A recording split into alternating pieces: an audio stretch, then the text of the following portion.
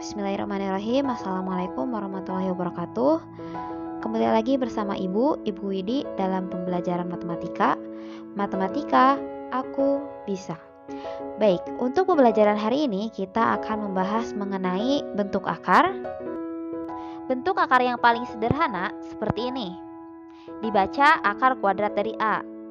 Jika A tidak negatif, maka akar kuadrat dari A adalah bilangan tidak negatif. Dengan akar kuadrat A jika dipangkatkan 2 akan menghasilkan A. Bentuk lainnya yaitu seperti ini. Dibaca akar pangkat N dari A. Jika A tidak negatif, maka akar pangkat N dari A akan sama dengan B jika dan hanya jika B pangkat N-nya sama dengan A dan B tidak negatif. Kemudian, jika A negatif dan N-nya ganjil, maka akar pangkat N dari A itu sama dengan B jika dan hanya jika B pangkat N-nya sama dengan A. Untuk lebih jelasnya, kita ke contoh soal. Contoh, di sini ada akar kuadrat dari 81 dan akar pangkat 3 dari 27. Cara mencarinya, kita coba ke contoh yang pertama dulu. Di sini akar kuadrat dari 81, artinya karena ada kata kuadrat berarti kita cari berapa dikali berapa yang menghasilkan 81. Dengan catatan angkanya harus sama. Bilangan berapakah itu? Setelah dicari hasilnya adalah perkalian dari 9 dikali 9. Oleh karena itu akar kuadrat dari 81 hasilnya adalah 9. Kemudian kita ke contoh yang kedua. Contoh yang kedua di sini adalah akar pangkat 3 dari 27. Maka kita cari berapa dikali berapa dikali berapa yang ketika dikalikan hasilnya adalah 27 dan angkanya harus sama. Kita coba dulu dengan angka 2 yang paling kecil. 2 kali 2 kali 2. 2 kali 2 4. 4 kali 2 8. Berarti bukan. Kita cari lagi dengan angka yang lain. Kita coba angka selanjutnya yaitu 3.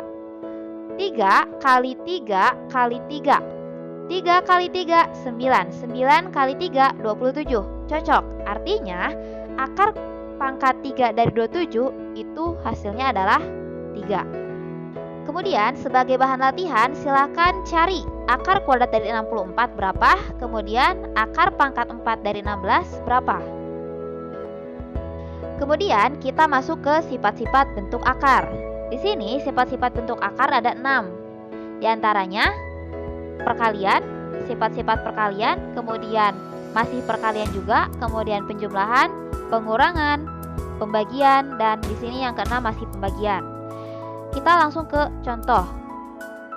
Kita ke contoh bentuk yang pertama terlebih dahulu, yaitu akar A dikali akar B itu sama dengan akar dari A dikali B. Contoh, akar 2 dikali akar 3 sama dengan akar dari 2 dikali 3. Jadi kita kalikan yang di dalam akarnya. Nah, kita cari 2 kali 3 itu berapa? 2 kali 3 sama dengan 6. Artinya akar 2 dikali akar 3 itu sama dengan akar 6. Kemudian kita ke contoh yang kedua. Akar 24. Akar 24 kalau disederhanakan itu jadi seperti apa? Akar 24 itu sama saja dengan akar dari 4 kali 6.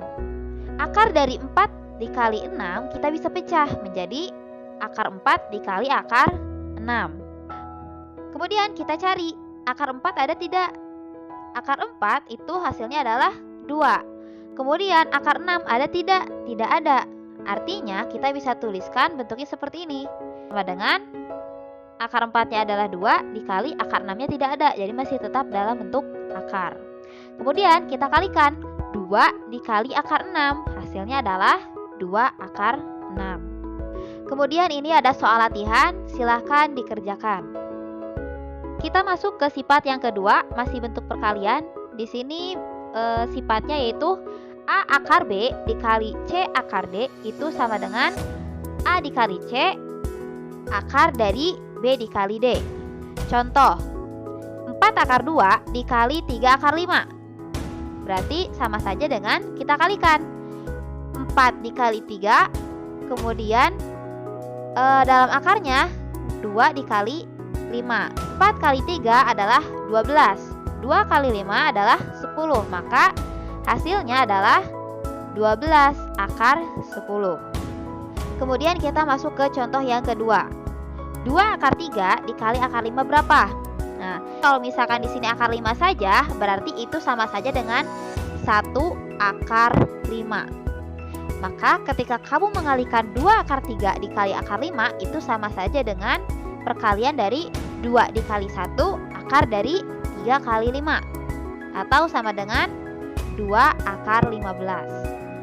2-nya dapat dari 2 kali 1, akar 15-nya didapat dari 3 kali 5. Kemudian di sini ada soal latihan, silahkan dikerjakan. Kemudian kita masuk ke sifat yang ketiga dan keempat. Di sini Ibu satukan karena kurang lebih cara pengerjaannya sama. A akar C ditambah B akar C itu sama saja dengan A ditambah B akar C. Begitu pula dengan pengurangan. A akar C dikurang B akar C itu sama saja dengan A dikurang B akar C. Contoh, 3 akar 2 ditambah 2 akar 2 berarti itu sama saja dengan kita jumlahkan 3 ditambah 2 akar 2. Maka Ibu tulis di sini 3 tambah 2 akar 2. Atau sama dengan 3 tambah 2 itu adalah 5, berarti 5 akar 2. Contoh yang kedua, 2 akar 3 ditambah akar 3. Nah, ingat bahwa akar 3 saja itu artinya dia itu sama saja dengan 1 akar 3. Maka 2 akar 3 ditambah akar 3 itu sama dengan 2 ditambah 1 akar 3. Atau sama dengan 3 akar 3. Kemudian ini ada soal latihan, silahkan dikerjakan.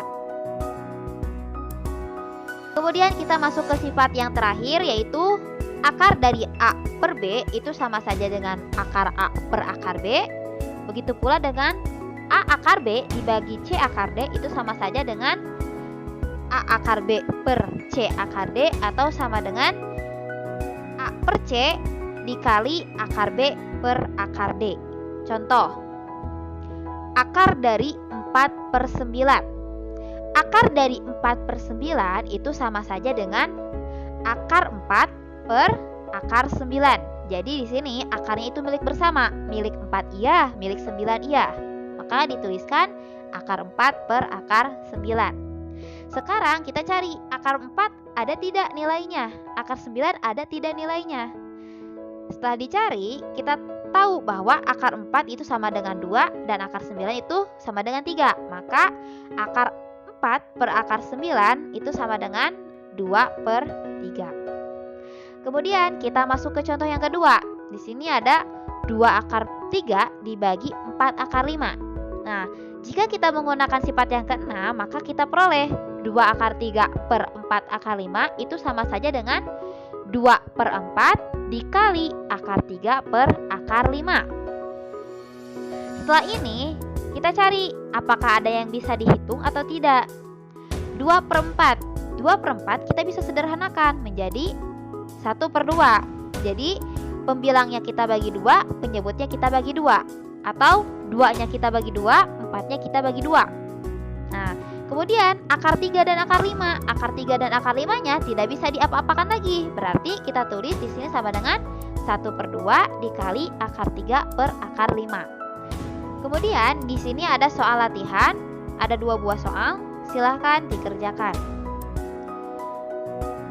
Baik, itu saja untuk video kali ini. Terima kasih sudah menyimak dari awal hingga akhir. Akhir kata, wassalamualaikum warahmatullahi wabarakatuh.